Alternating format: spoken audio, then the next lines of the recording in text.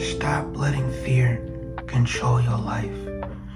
When we let fear control our lives, it disables us from being able to move forward. And in our walk with God, fear is not good because it actually leads to us disobeying whatever commandments God has given us. And in this video, I'm going to tell you a story about a man who, through his disobedience or through his fear, ended up disobeying God. And the man I'm actually talking about is King Saul. So, in 1 Samuel, King Saul's son, Jonathan, had attacked a garrison of the Philistines. And when the Philistines got word of this, they became very angry with Israel and wanted to go to war with them. So they had assembled a mighty army. And Saul had also heard of this news. So he had assembled all the troops of Israel to go fight this war against the Philistines. But the thing was, the Philistines had gathered so many troops that when the forces of Israel saw it, they actually became scared. And they were so scared, in fact, that they started hiding in caves. Some even fled across the Jordan like they were scared. And Saul had actually seen his men flee. Like slowly he's seeing the numbers like dwindle, and he's starting to get scared because his men are getting scared and running away. So Saul is seeing his men scared. He's seeing, and this is before the battle has even started. Nobody has started fighting yet.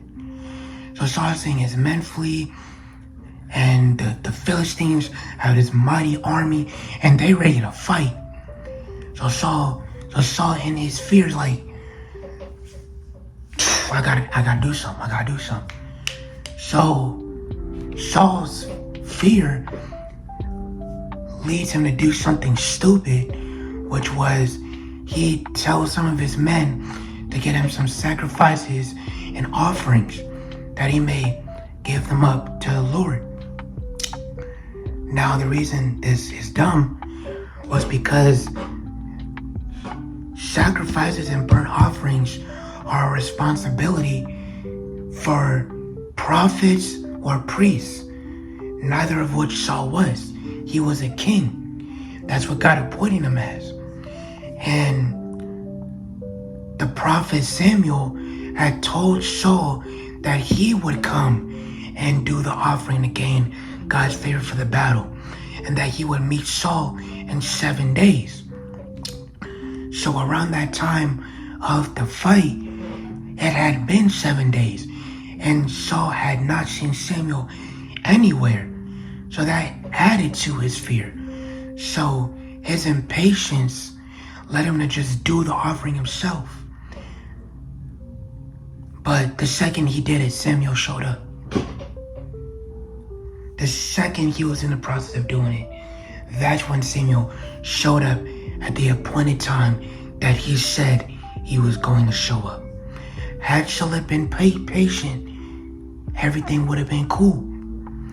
But his fear overcame him, and he took things into his own hands. And there's a lot of times that we do that. A lot of times we get scared, do things into our own hands instead of trusting God's timing. Because we allow ourselves to focus on the situation and not our God, who is in control and sovereign over all things. So when Samuel sees Saul doing this, he asks, "What are you doing? Why have you done this?"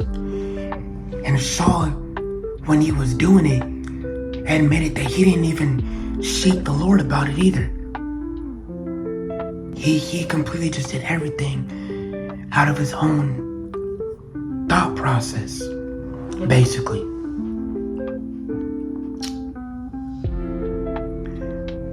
So Saul is saying, like, basically, when you didn't arrive and I saw my men fleeing, I panicked. I I did something. I had to do something. And then Samuel basically tells Saul,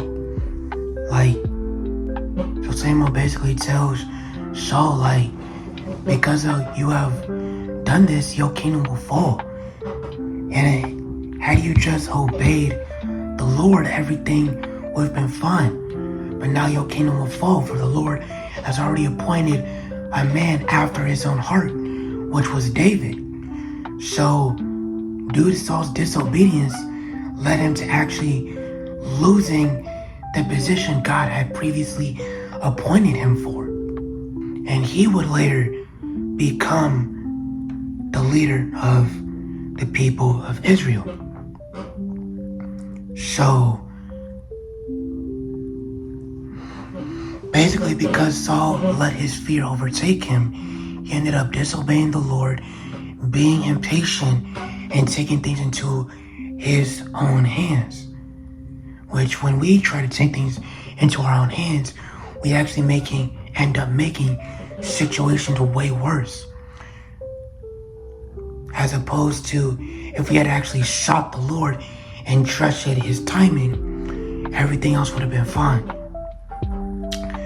And in Philippians chapter 4, verse 6, it tells us, do not worry about anything, but in everything, by prayer and supplication, let your requests be known unto God.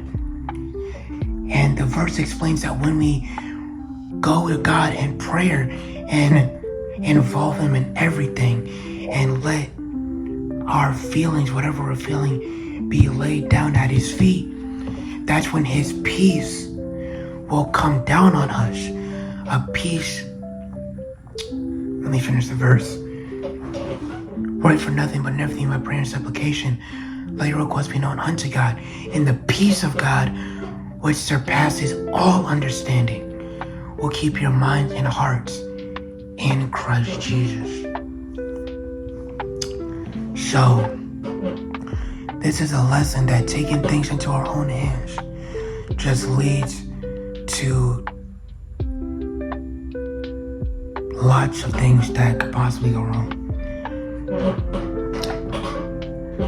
And whatever you may be dealing with, whatever may be having you scared, fearful, lacking faith, and just feeling like everything is crumbling, go to God in prayer. God knows everything you're going through, everything you're dealing with, every situation. But if you allow God to be the center of your life, going to him for everything, that's when you'll have a peace that surpasses all understanding. And no matter how bad things get, keep trusting God. Because God will bless you or deliver you from something when the time is right, when you need it the most. So, just reflect on what I've shared in this video, and I hope I've spoken it in a way that actually helps you and edifies you in some way, shape, or form.